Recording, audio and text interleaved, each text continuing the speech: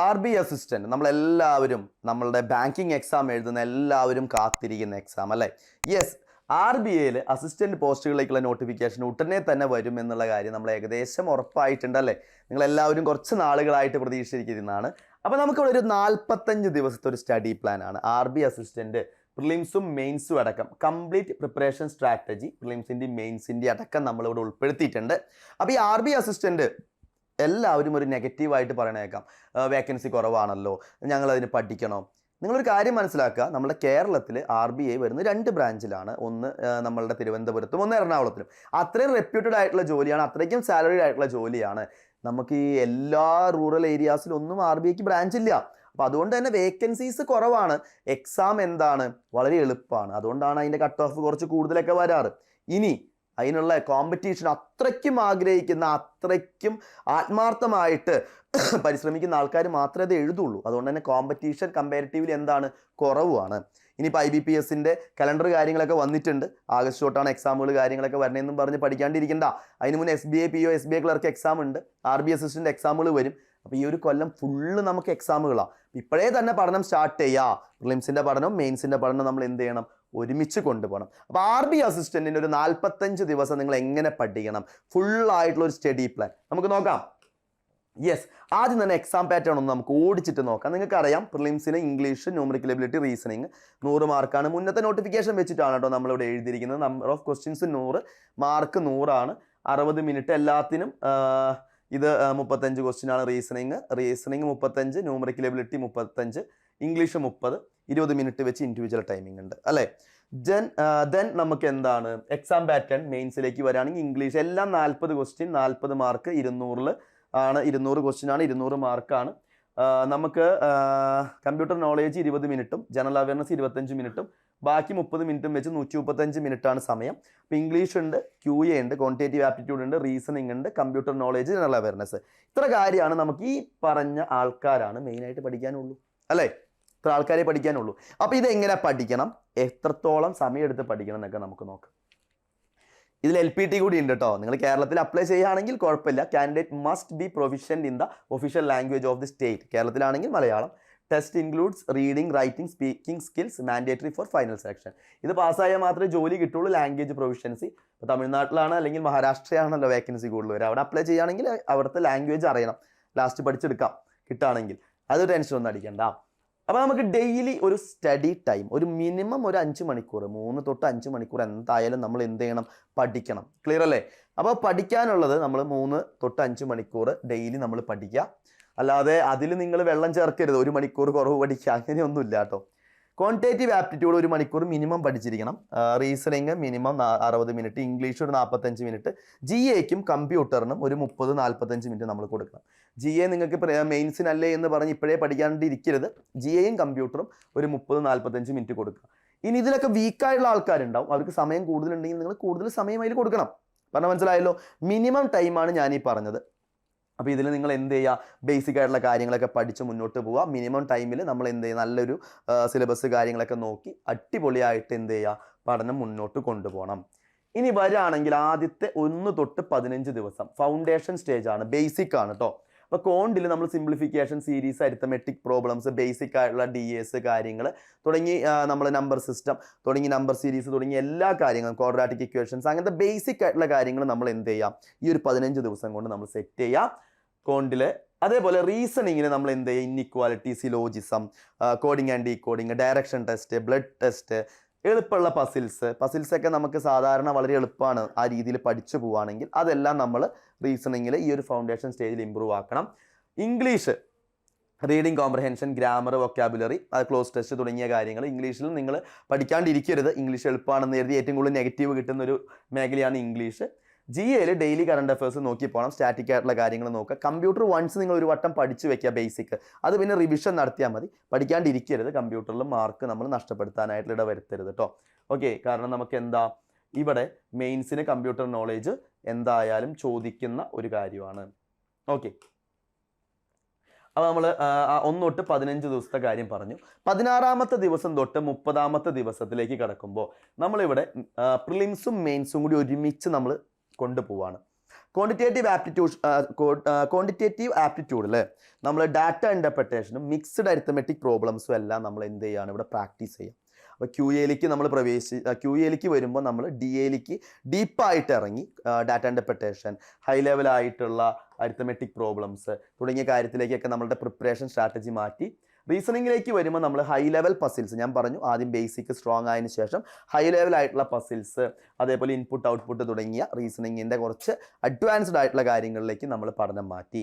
GA വരുമ്പോഴോ നമ്മൾ GA banking awareness plus current അഫയേഴ്സും കൂടി നമ്മൾ ഇൻക്ലൂഡ് ചെയ്ത് GA നല്ല ടോപ്പിലേക്ക് മാറ്റി. ഇവിടെ കമ്പ്യൂട്ടർ ഇൻട്രൊഡ്യൂസ് ചെയ്തിട്ടുണ്ട്. നമ്മൾ എന്താണ് basics of hardware and software, internet തുടങ്ങിയ കാര്യങ്ങൾ പഠിക്കുക. ഇംഗ്ലീഷ് ഇവിടെ എഴുതാത്തതല്ല, ഇംഗ്ലീഷ് ഇവിടെ ഉണ്ട്. ഇംഗ്ലീഷിൻ്റെ പഠനം നിങ്ങൾ എന്ത് ചെയ്യുക, നേരത്തെ പഠിച്ചതിന് കൂടെ തന്നെ ഇംഗ്ലീഷും കൊണ്ടുപോവുക. ഇംഗ്ലീഷിൽ നമ്മൾ റീഡിങ് കോമ്പ്രഹെൻഷനും നമ്മളുടെ വൊക്കാബുലറി കാര്യങ്ങളൊക്കെ സെറ്റ് ചെയ്ത് മുന്നോട്ട് കൊണ്ടുപോകണം. നല്ല രീതിയിൽ തന്നെ നമ്മൾ എന്ത് ചെയ്യുക, ഇംഗ്ലീഷിൻ്റെ പഠനം ഫാസ്റ്റ് ആക്കാം.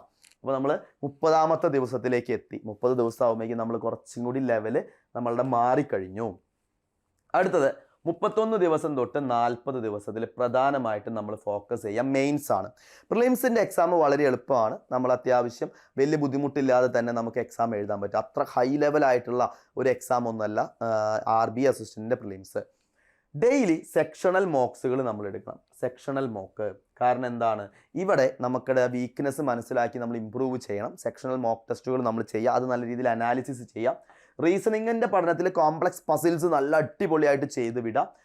ക്വാണ്ടിറ്റേറ്റീവ് ആപ്റ്റിറ്റ്യൂഡിലെ ടൈമാണ് നമുക്ക് ഏറ്റവും ഇമ്പോർട്ടൻ്റ്. അപ്പോൾ ടൈം മാനേജ്മെൻറ്റ് വളരെ ഇമ്പോർട്ടൻ്റ് ആണ്. അപ്പോൾ അതിൽ speed, math and DA data ഇൻ്റർപ്രിട്ടേഷനും സ്പീഡിൽ കാൽക്കുലേഷൻ ചെയ്യാനുള്ളതൊക്കെ നമ്മൾ ഇമ്പ്രൂവ് ചെയ്യാം. ഇംഗ്ലീഷിൻ്റെ പഠനം നമ്മൾ കൂടെ കൊണ്ടുപോവുക. GA നമ്മൾ RB ആൻഡ് എക്കണോമി ഫോക്കസിന് കൂടുതൽ കൊടുക്കണം. ഇംഗ്ലീഷിന് ഒഴിവാക്കിയിട്ടില്ല, ഇംഗ്ലീഷ് ഇവിടെ തന്നെയുണ്ട്. ഇംഗ്ലീഷിൻ്റെ പഠനം എങ്ങനെയാണോ നിങ്ങൾ മുന്നോട്ട് കൊണ്ടുപോകുന്നത് അത് ചെയ്യുക. സെക്ഷണൽ മോക്കിൽ നിങ്ങൾ എല്ലാം ഉൾപ്പെടുത്തണം. QA, റീസണിങ്, ഇംഗ്ലീഷ്, അതേപോലെ തന്നെ കമ്പ്യൂട്ടർ, GA ഇതെല്ലാം നമ്മൾ എന്ത് ചെയ്യണം, സെക്ഷണൽ മോക്കിൽ ഇമ്പോർട്ടൻ്റ് ആയിട്ട് ഉൾപ്പെടുത്തേണ്ടതായിട്ടുണ്ട്. ആ പഠനവും നമ്മൾ എന്ത് ചെയ്യുക, മുന്നോട്ട് നല്ല രീതിയിൽ ഫാസ്റ്റായിട്ട് കൊണ്ടുപോകും. ദെൻ നമുക്ക് അവസാനത്തെ ദിവസത്തിലേക്കാണ് നമ്മൾ എത്തുന്നത്. അവസാനത്തെ 5 ദിവസം ഫുൾ ലെങ്ത് മോക്ക് ടെസ്റ്റ്. പ്രിലിംസിൻ്റെയും മെയിൻസിൻ്റെയും നിങ്ങൾക്ക് ടൈം പോലെ നിങ്ങൾ ഫുള്ളായിട്ടുള്ള മോക്ക് ചെയ്യാം. നമ്മളിപ്പോൾ സെറ്റാണ്, ബേസിക് ആയിട്ടുള്ള കാര്യങ്ങളൊക്കെ അറിയാം, നമ്മൾ പഠിച്ചു പോയ കാര്യങ്ങളൊക്കെ സെറ്റാണ്. നമ്മൾ എന്താണ് ടൈം ബേസ്ഡ് ആയിട്ട് നമ്മൾ സെറ്റാണ്. അതേപോലെ തന്നെ നമ്മൾ GA അടിപൊളിയായിട്ട് പഠിച്ചിട്ടുണ്ട്. ഫുൾ ലെങ്ത് മോക്ക് ടെസ്റ്റിലേക്ക് പോയി അത് അനാലിസിസ് ചെയ്തു. ഫുൾ മോക്കുകൾ നിങ്ങൾ അനാലിസിസ് ചെയ്യാനുള്ള ടൈം കണക്കാക്കണം. അനാലിസിസ് ചെയ്ത് വീക്ക് എവിടെയാണെന്ന് മനസ്സിലാക്കുക. അത് പ്രിലിംസിൻ്റെ മോക്കുകളും നമ്മൾ ചെയ്യണം. പിന്നെ എന്താണ്, നമ്മൾ മെയിൻസിൻ്റെ മോക്കും നിങ്ങൾ ചെയ്യണം. പ്രിലിംസിൻ്റെ മോക്കും മെയിൻസിൻ്റെ മോക്കും നമ്മൾ എന്ത് ചെയ്യുക, ഇതിൻ്റെ കൂടെ തന്നെ ചെയ്ത് സെറ്റാവണം.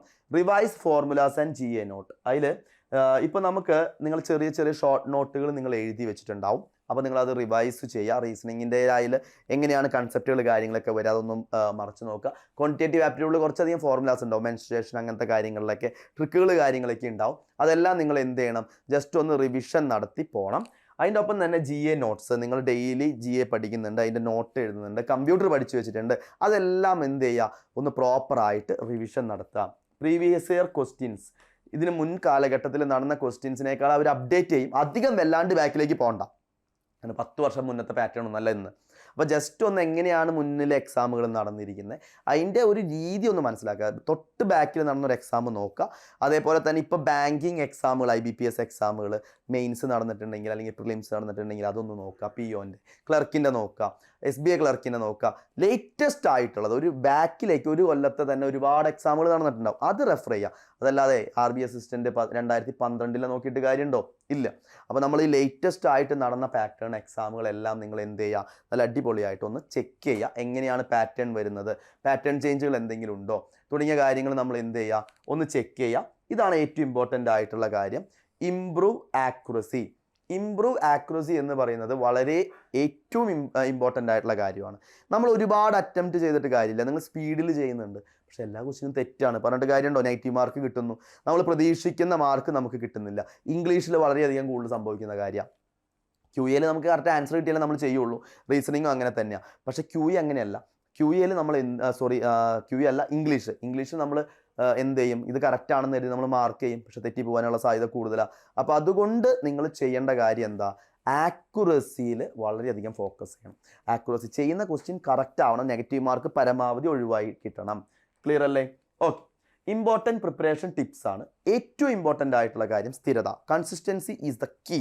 നമ്മൾ സ്ഥിരതയാണ്. ഇപ്പോൾ ഈ 45 ദിവസം നിങ്ങൾ അടിപൊളിയായിട്ട് പഠിച്ചു, അത് കഴിഞ്ഞ് നിങ്ങൾ ഉഴപ്പാൻ പറ്റിയോ? പാടില്ല. നമ്മളുടെ പഠനം നമ്മൾ ഫുള്ളായിട്ട് കൊണ്ടുപോകണം. 45 ദിവസത്തിന് ശേഷം നിങ്ങൾ എന്ത് ചെയ്യുക? അത് ഹൈ ലെവലിലേക്ക് കൊണ്ടുപോവാം. വീണ്ടും ഒരു ദിവസം, എത്ര ദിവസം എക്സാമിന് അതിൽ ഗ്യാപ്പ് ഉണ്ടെന്ന് നോക്കുക. അത്ര ദിവസം ഇട്ടിട്ട് വീണ്ടും ഒരു സ്റ്റഡി പ്ലാൻ സെറ്റ് ചെയ്യുക. വീണ്ടും നിങ്ങളത് ഉയർത്തുക. നിങ്ങളുടെ ലെവൽ എന്ത് ചെയ്യുക? ഏറ്റവും ടോപ്പിലേക്ക് നമുക്ക് എത്തിക്കണം. പറഞ്ഞാൽ മനസ്സിലായോ? അല്ലെങ്കിൽ നിങ്ങളൊരു മോക്കിൽ നിങ്ങൾക്ക് നല്ല മാർക്ക് കിട്ടിയെന്ന് എഴുതി പഠനം ഒരിക്കലും സ്റ്റോപ്പ് ചെയ്യരുത്. എന്ന് ജോലിക്ക് കയറുന്നോ അതുവരെ നമ്മൾ എന്ത് ചെയ്യാം? നല്ല അടിപൊളിയായിട്ട് പ്രിപ്പയർ ചെയ്യുക. Revision is very very important. Revise daily. Week areas ഞാൻ പറഞ്ഞു, മോക്കുകൾ കാര്യങ്ങളൊക്കെ ചെയ്ത് നിങ്ങളുടെ വീക്ക് ഏരിയ എവിടെയാണോ അതിൽ നിങ്ങൾ നല്ല രീതിയിൽ ഫോക്കസ് ചെയ്യുക. Analysis mock test properly. മോക്കുകൾ നമ്മൾ എന്ത് ചെയ്യണം? എപ്പോഴും അനാലിസിസ് ചെയ്യണം. ഫുൾ മോക്കൊക്കെ ചെയ്യുമ്പോൾ അവിടെ എവിടെയാണോ നമ്മൾ വീക്ക്, നമുക്ക് എവിടെയാണോ മാർക്ക് കുറവ്, അത് നല്ല അടിപൊളിയായിട്ട് അനാലിസിസ് ചെയ്ത് അവിടെയും നമ്മൾ എന്ത് ചെയ്യുക? ഇമ്പ്രൂവ് ചെയ്ത് കയറി വരണം. ഇത് വളരെ ഇമ്പോർട്ടൻ്റ് ആയിട്ടുള്ള കാര്യമാണ്. ക്ലിയർ അല്ലേ? അപ്പോൾ RB അസിസ്റ്റൻ്റ് വൈകിട്ടില്ല. RB അസിസ്റ്റൻ്റെ കോച്ചിങ് നമുക്ക് എൻട്രിയിൽ അവൈലബിൾ ആണ്. അപ്പോൾ ഫുള്ള് നിങ്ങൾക്ക് A to Z കാര്യങ്ങൾ, പ്രിലിംസിൻ്റെ മെയിൻസിൻ്റെ എല്ലാം കോച്ചിങ് ഇവിടെ അവൈലബിൾ ആണ്. അതിനെക്കുറിച്ച് കൂടുതൽ അറിയാനൊക്കെ ആയിട്ട് നമ്മുടെ ഫോൺ നമ്പർ ഇവിടെ കൊടുത്തിട്ടുണ്ട്. 7736122215 എന്നുള്ള നമ്പറിലേക്ക് ജസ്റ്റ് ഒന്ന് കോൺടാക്ട് ചെയ്യുക. ഡിസ്ക്രിപ്ഷൻ ബോക്സിൽ നമ്മൾ ലിങ്ക് കാര്യങ്ങൾ കൊടുത്തിട്ടുണ്ട്. അത് ഫിൽ ഔട്ട് ചെയ്ത് കഴിഞ്ഞാലും നിങ്ങൾക്ക് എന്ത് ചെയ്യാം? ഡീറ്റെയിൽസ് കാര്യങ്ങൾ അറിയാം. എന്തെങ്കിലും ഡൗട്ടുകളോ കാര്യങ്ങളോ ഉണ്ടെങ്കിൽ ജസ്റ്റ് ഒന്ന് കമൻറ്റ് ചെയ്താലും മതി. അതേപോലെ തന്നെ നമ്മളുടെ ക്ലാസ്സുകൾ പോകുന്നത് ലൈവ് ഇൻട്രാക്റ്റീവ് ക്ലാസ്സുകളുണ്ട്. നിങ്ങൾക്ക് റെക്കോർഡ് സെക്ഷൻസ് ഉണ്ട്, ഡൗട്ട് ക്ലിയറൻസ് സെക്ഷൻസ് ഉണ്ട്. അതേപോലെ തന്നെ high quality materials, high quality mock ടെസ്റ്റുകൾ വിത്ത് മെൻറ്റർഷിപ്പ് സപ്പോർട്ടാണ് നമ്മളുടെ ക്ലാസ്സുകളൊക്കെ പോകുന്നത്. അപ്പോൾ RB അസിസ്റ്റൻ്റ് എത്രയും പെട്ടെന്ന് തന്നെ വിളിക്കും. വേക്കൻസി കുറവാണെന്നൊക്കെ കരുതി നിങ്ങളത് പഠിക്കാണ്ടിരിക്കരുത്. അതേപോലെ തന്നെ അപ്ലൈ ചെയ്യാതിരിക്കരുത്. കിട്ടിക്കഴിഞ്ഞാൽ ഏറ്റവും വലിയ ബാങ്കിൽ, ഇന്ത്യയിലെ ഏറ്റവും ടോപ്പ് മോസ്റ്റ് ബാങ്കിൽ. പിന്നെ RBയുടെ ഒരു എന്താണ് ഏറ്റവും വലിയ അഡ്വാൻറ്റേജ്? നിങ്ങൾ കസ്റ്റമറായിട്ടൊന്നല്ല ലിങ്ക് ചെയ്യുന്നത്, ബാങ്കുകളെ കൺട്രോൾ ചെയ്യുന്ന ബാങ്കാണ്. അപ്പോൾ നിങ്ങൾക്ക് നേരിട്ട് കസ്റ്റമറെ ഡീൽ ചെയ്യേണ്ട കാര്യമൊന്നുമില്ല. അപ്പോൾ ഏറ്റവും ഹൈലി റെപ്യൂട്ടഡ് ആയിട്ടുള്ള ബാങ്കിൽ ഏറ്റവും ഹൈലി റെപ്യൂട്ടഡ് ആയിട്ട് ഹൈ സാലറിയിൽ ഒരു ജോലിയാണ് നിങ്ങളെ കാത്തിരിക്കുന്നത്. കുറച്ച് കഷ്ടപ്പെട്ട് കഴിഞ്ഞാൽ അത് നമുക്ക് ഇങ്ങോട്ട് പോകും. അപ്പോൾ നമ്മളുടെ എൻട്രിയിൽ RB അസിസ്റ്റൻറ്റിൻ്റെ കോച്ചിങ് കാര്യങ്ങളൊക്കെ ഉണ്ട്. ഡീറ്റെയിൽസിനായിട്ട് ഇതാ നമ്പർ ഒന്നുകൂടിയും പറയാം. 7736122215 എന്നുള്ള നമ്പറിലേക്ക് ജസ്റ്റ് ഒന്ന് കോൺടാക്ട് ചെയ്യാം. IBPSൻ്റെ കലണ്ടർ കാര്യങ്ങളൊക്കെ ഔട്ട് ആയിട്ടുണ്ട്. ഇനി നോട്ടിഫിക്കേഷൻ വന്നിട്ടാണ് പഠിക്കാമെന്ന് വെച്ചിരിക്കേണ്ട. എത്രയും പെട്ടെന്ന് നിങ്ങളുടെ പഠനം സ്റ്റാർട്ട് ചെയ്യുക. ഉഴപ്പാതിരുന്ന് പഠിക്കുക. കൺസിസ്റ്റൻസിയാണ് ഏറ്റവും ഇമ്പോർട്ടൻറ്റ്. നല്ല അടിപൊളിയായിട്ടിരുന്ന് എല്ലാവരും പഠിക്കാം. അപ്പോൾ എല്ലാവർക്കും 2026 നല്ല അടിപൊളി വർഷമാവട്ടെ. നിങ്ങൾ ആഗ്രഹിച്ച ആ പോസ്റ്റിലേക്ക് എല്ലാവർക്കും എത്തിച്ചേരാൻ പറ്റട്ടെ എന്ന് ഞാൻ ആശംസിക്കുന്നു. അപ്പോൾ എല്ലാവർക്കും all the very best. Thank you.